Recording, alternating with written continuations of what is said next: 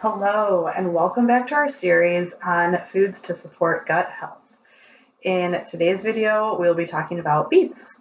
I will start off by saying that beets are an amazing food. They have multiple health benefits, but in this video, we will just focus on what they do for our gastrointestinal and liver health.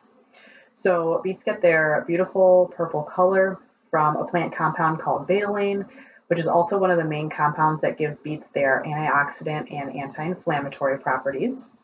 For the liver, consuming beets can help reduce markers of liver damage and inflammation, which is helpful in cases of liver cirrhosis or liver cancer. In a study where patients consumed beetroot powder, they had a decrease in liver size and a decrease in their liver enzymes.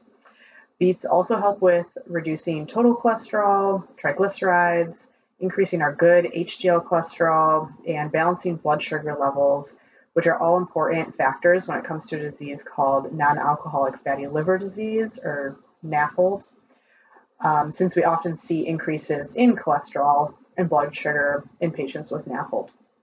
In terms of gut health, certain compounds in beets have been shown to increase the growth and activity of healthy bacteria in our gut, which helps with creating a healthy digestive tract, healthy gut microbiome, and improving our immune system overall.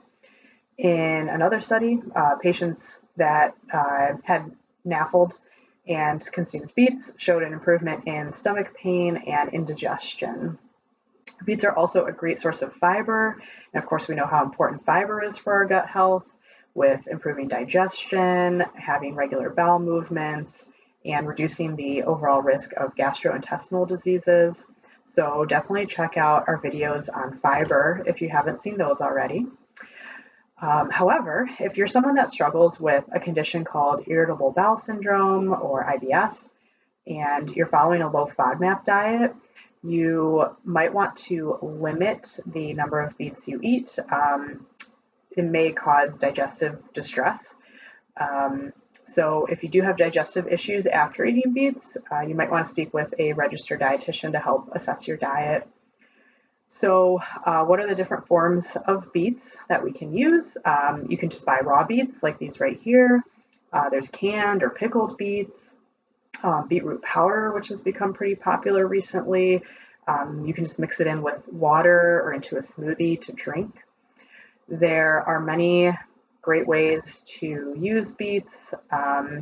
You can take raw beets like these here and grate them into a salad. You could pickle them. You could juice them if you have a juicer with some carrots, celery, apples, and make a nice beet juice. One of my favorite ways is just to chop a raw beet into bite-sized pieces and drizzle it with some olive oil, salt, pepper, and roast it in the oven. And don't forget, you can also use the beet stalk and the leaves, or the beet greens. These have just as many health benefits as the beet root does, especially with lowering cholesterol levels and balancing blood sugar, which again is helpful for patients with NAFLD. You could also juice the greens. If you're making a beet juice, add the greens and the stalks as well. Another really easy way to use the greens is this: chop them up in pieces and saute them in a pan with some oil, salt, pepper, as you would if you're like sauteing kale or spinach leaves. So I hope you learned something about beets today and that you'll start using them as a regular part of your diet. And thanks so much for watching.